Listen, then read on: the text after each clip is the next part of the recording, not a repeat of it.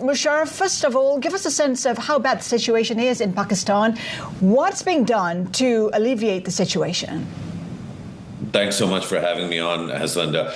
Look, thank God the situation in terms of our supply chains, our current stocks, and our active contracts where we know shipments are on their way. I think things are, I would say, stable to good. Of course, the increase in petroleum prices and diesel prices a few days ago has hit the Pakistani consumer really hard. And so there's obviously a lot of concern. The Prime Minister in particular has spent his entire term, as you know, Haslinda, working with the IMF and taking really, really difficult decisions in terms of taxation rates, in terms of fuel prices, in terms of electricity subsidies, and making sure that while we move the economy slowly but surely towards a more balanced, a more sustainable set of metrics in terms of how we price things, we're also shielding the ordinary consumer and the ordinary Pakistani, and especially the taxpayer, both individuals and businesses, from the worst part of it. Now, that balance has been more towards the system reform and the changes that were required, and that means that the Pakistani people have taken on a lot in terms of the pain that they've experienced. Right. This latest crisis is yet another example of that. But as a result of that, there's been a series of measures that we've taken to mitigate some of that. So no risk of a energy shortage at this point in time, and what oil price would you be worried and more steps would be taken? Haslinda, as you know, we watch Bloomberg really carefully to listen in on, people citing numbers. So it would not be fair for me to cite any number, in terms of stirring any kind of panic. Just over the last 24 hours, we've seen prices, 36 hours, from 120 back down to about 80 to about 90, where the markets might have closed last night. So I think, the real task for us here in Pakistan is to make sure that no matter what the price is, that on the gas, at the gas station, on the street, in ordinary day-to-day life, the Pakistani consumer doesn't have to face any kind of cataclysmic or dangerous sort of shortage of fuel or shortage of supply. So I think it's about But what other steps might you take? What other steps might you take if this crisis gets prolonged? Well, I think what we've done is we've mitigated against the risk of a prolonged crisis by taking really difficult decisions right at the top. So I think Pakistan might have been one of the first countries in the world to increase fuel prices in anticipation of what was about to happen. And we've taken the Prime Minister and the Field Marshal and national leadership has taken a lot of flack for that. But I think what we've seen just in the past 4 or 5 days is that that's cushioned Pakistan, both in terms of our supply chain certainty, because our oil marketing companies and the people that are responsible for maintaining stocks have the cushion that they need to make sure that the different supply chains they have to pursue. Usually, fuel takes about 5-6 days to get to Pakistan, given how close we are to the region. But because of the Strait of Hormuz, those supply chains are closed. So the alternative supply chains are as many as 18, 19, and 20 days. That really creates a gap. Part of the measures that we've taken in terms of conservation and austerity include a 4-day work week, a lot of work from home, a substantial reduction in government usage of cars. And then there's some more exciting things, bigger challenges, probably more medium and long term. But I think the move towards electric vehicles has been ongoing and throughout Asia. And I think certainly in Pakistan, we're looking to ways to speed that up. I think this, as every crisis is, it's an opportunity for change. And I think the Prime Minister and his entire team are looking at making those changes to prepare the Pakistani people for, I think, a substantial set of changes to how the world works as we look at what's happening in the Middle East. Mosharraf, as we talk about the Iran war, attention is also focused on the defense agreement that Pakistan signed with Saudi Arabia. Tell us more about that. Is there a sense that Pakistan might come to the aid of Saudi Arabia militarily or otherwise? One thing to really be very clear about right at the top, the question isn't whether Pakistan might come to Saudi Arabia's aid. I think both countries even before the Strategic Mutual Defense Agreement, have always operated on a principle of being there for the other before they need the other. So I think there's no question that we will, no matter what, and no matter when. So I think, that there's no question about that. The real question is, what is Pakistan doing to make sure that things don't come to a point where any of its closest partners are further embroiled, further sucked into a conflict that potentially undermines stability and prosperity, not just for the region at large, but especially for the Pakistani people.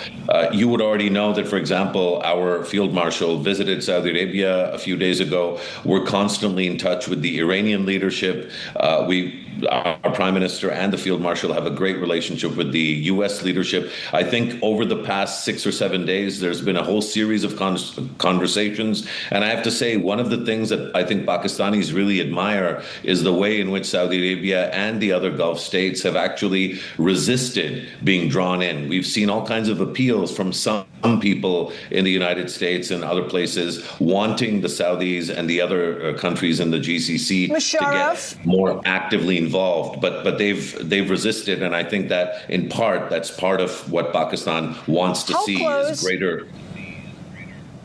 How close is Pakistan? How close is Pakistan in providing that military aid to Saudi Arabia? What would it take? Well, we don't look. I think that would be speculative and irresponsible for anyone in any position, certainly as low-ranking a position as mine, to make that kind of speculation. But as I said to you right at the top, there is no question that if and when whatever is needed from Pakistan vis-a-vis Saudi Arabia, Pakistan will be there before it's needed. And similarly for Saudi Arabia, you may already know, for example, that Saudi Arabia has already made arrangements to support Pakistan's supply chain stability in terms of oil and diesel and crude. So I think both countries are really tied to each other, both formally and informally, and there's no question of whether there would be any kind of if. There's whenever Saudi Arabia needs, Pakistan is going to be there.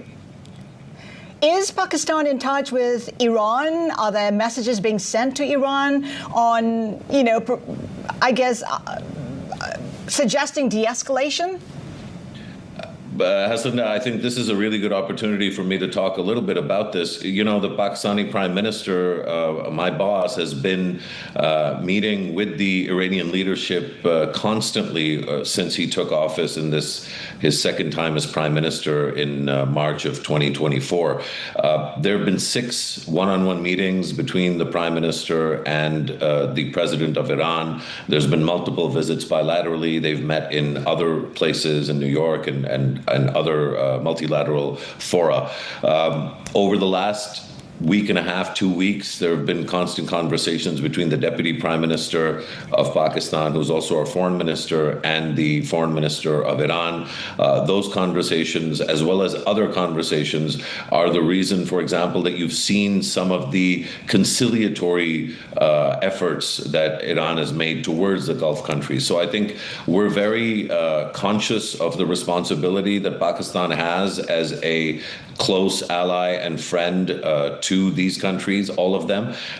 We're also very conscious of the negative impact of this conflict, not just on Pakistan, but on the whole region. And so in keeping with our role, I think we are constantly talking not just to Saudi Arabia or Iran, but indeed to all the other countries in the region. But what is your core position on this war in Iran? You've condemned the attacks on Iran. You've also condemned the attacks that Iran has made to the Gulf nations. Well, that clearly, I think you just stated our core position. Our core position is we don't like our friends getting into quarrels with each other. We certainly don't like innocent people dying needlessly. We think that there is always a pathway to any kind of conflict that is achievable through dialogue, and we don't believe that there's ever a time, especially in this context, where Iran should be attacking the Gulf countries and where the people of Iran should be withstanding or having to endure the kind of, I think, really cruel bombing campaign that they're enduring currently.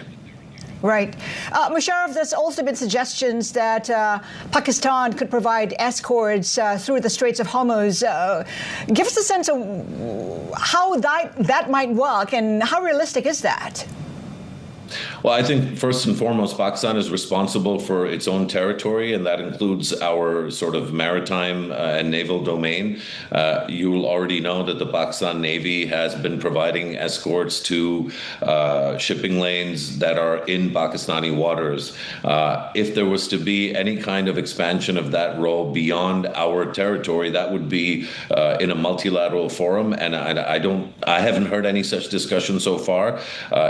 Including, I think what's really interesting is what happened yesterday, where there was a claim that the U.S. was escorting ships through the Strait of Hormuz. And then, of course, we heard that that was rescinded. So I think the Strait of Hormuz is a really tricky one, and we're certainly nowhere near making any sort of support missions for such escorts at this time. What we are doing is making sure that Pakistani waters are safe, and that those operations have been ongoing for 3 days now, and the Pakistani Navy, the brave sailors and soldiers of the Pakistan Navy have been enacting those with great courage and professionalism. Mosharraf, of course, Pakistan itself is in conflict with Afghanistan, and that conflict is escalating. How prepared are you for an escalation, further escalation of what we're seeing right now?